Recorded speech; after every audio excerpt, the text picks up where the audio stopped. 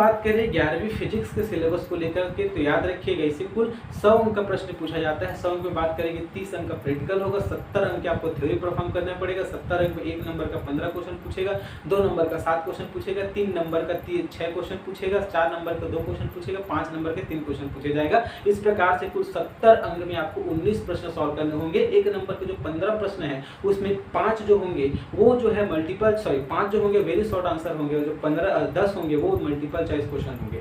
इसके अंतर्गत हम बात करेंगे 11वीं फिजिक्स में तो कुल आपको 14 चैप्टर स्टडी करना होगा। 14 चैप्टर में हम बात करेंगे, सबसे पहला सिलेबस परिवर्तित तो याद रखिएगा मामा, तो पहला मामा से याद रखिएगा मापन एवं मात्रा या मात्रक एवं मापन। इससे 3 नंबर का क्वेश्चन पूछेगा, 3 अंक का क्वेश्चन पूछेगा। 3 में 1 नंबर का 1 प्रश्न और 2 नंबर के 1 प्रश्न। उसके बाद 3 गति याद रखना था। गति से याद रखिए, पहला है सरल रेखा में गति और दूसरा क्या है समतल में गति, तीसरा गति से क्या है गति के नियम। तो पहले जो दूसरा और तीसरा चैप्टर को मिलाकर के बात करेंगे तो आपको कुल 8 अंक का क्वेश्चन पूछा जाएगा। 8 अंक में बात करेंगे तो 3 नंबर का 1 प्रश्न रहेगा और 5 नंबर का 1 प्रश्न रहेगा। अगला जो चौथा नंबर का चैप्टर है गति के नियम, उससे भी 8 नंबर क्वेश्चन पूछा जाएगा। इसमें 4 नंबर के 1 प्रश्न रहेंगे, 2 नंबर के 1 प्रश्न रहेगा और 1 नंबर के 2 प्रश्न रहेंगे। अगला जो चैप्टर है देखिएगा, अब कोई गति के है तो कार आएगा, तो कार ऊर्जा शक्ति से 6 नंबर का क्वेश्चन पूछा जाएगा। 1 नंबर के 1 प्रश्न, 2 नंबर के 1 प्रश्न, 3 नंबर के 1 प्रश्न। अगला क से कार, क से क्या है कणों को निकाय, तो कणों को निकाय एवं घूर्णी आपका 5वां नंबर का चैप्टर है। इसे 6 अंक का क्वेश्चन पूछेगा। 6 में बात करेंगे तो 1 नंबर का 1 प्रश्न रहेगा, 2 नंबर का 1 प्रश्न रहेगा और 3 नंबर का 1 प्रश्न रहेगा। ये किसने बताया? गुरु ने। तो आपका जो 6ठा नंबर के जो आपका क्या है 7वां नंबर का चैप्टर है गुरुत्वाकर्षण। गुरुत्वाकर्षण से 5 अंक का क्वेश्चन पूछेगा।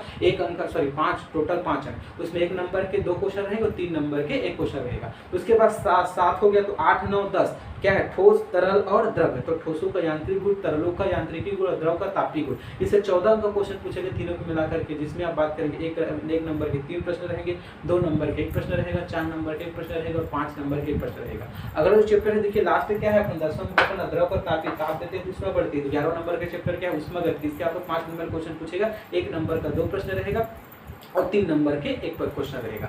अब देखिए ताप की उष्मा बढ़ा तो अणु की गति बढ़ेगा, तो 12वां नंबर चैप्टर है अणुगति के सिद्धांत, इसे भी 5 नंबर क्वेश्चन पूछेगा। 5 अंक का क्वेश्चन, टोटल 5 अंक है ना। इसमें 1 नंबर का क्या रहेगा 1 प्रश्न रहेगा, 2 नंबर के 2 प्रश्न रहेंगे। अंतिम में देखिएगा अणु क्या किया है भाई, अणु क्या करे ताप दिए हैं तो क्या करेगा दोलन करेगा। दोलन जो करता है वो तरंग निकालता है, तो दोलन और तरंगे दोनों को मिलाकर के 13 और 14 दोनों दोलन तरंगों को मिलाकर के 14 अंक का क्वेश्चन पूछे जाए 10 अंक का प्रश्न पूछा जाएगा। 10 से बात करेंगे 5 नंबर का 1 प्रश्न रहेगा, 3 नंबर का 1 प्रश्न रहेगा और 1 अंक के 2 प्रश्न रहेंगे। ठीक है।